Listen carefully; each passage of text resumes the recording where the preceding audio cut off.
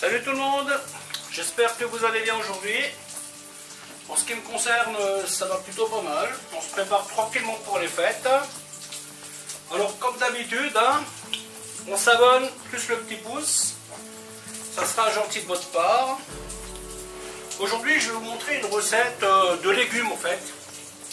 C'est-à-dire haricots lingots à la tomate cerise.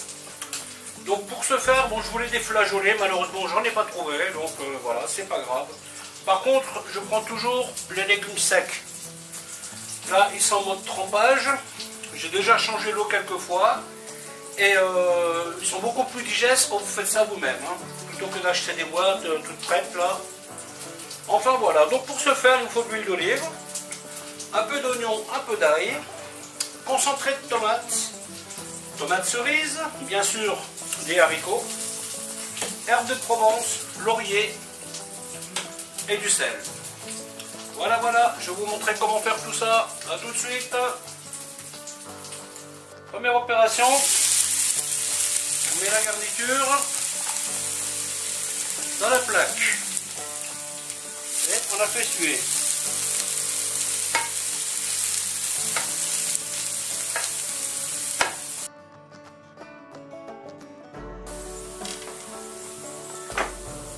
Herbes de Provence,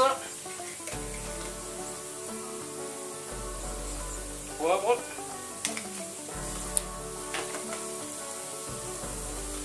laurier,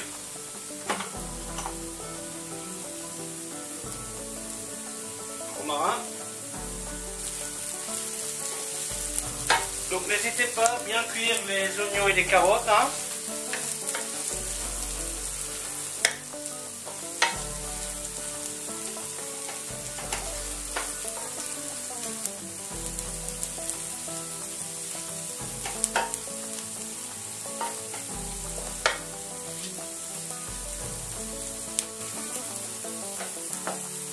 Ensuite, concentré de tomates.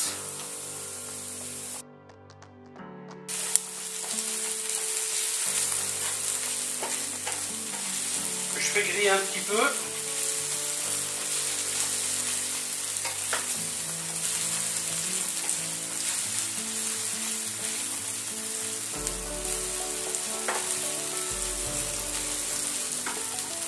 Ensuite, tomates cerises. Je vais couper en 4. Celle-ci, je vais les faire compoter. Je vais commencer à mettre un peu de sel, bien entendu.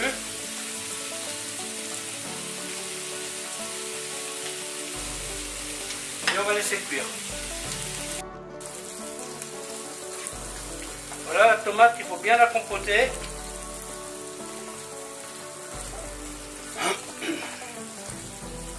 Donc plus grand chose là.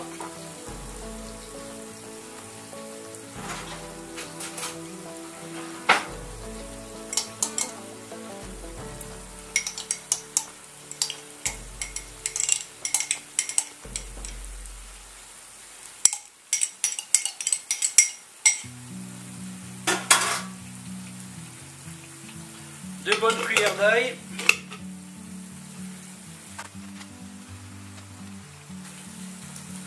Persil. Vous voyez, il faut que ça devienne une espèce de coulis de tomate.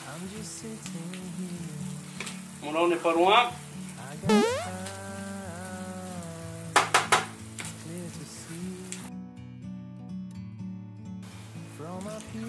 Et là je mets 1,5 fois en eau. Et là on est parti sur une bonne demi-heure avant de faire un check.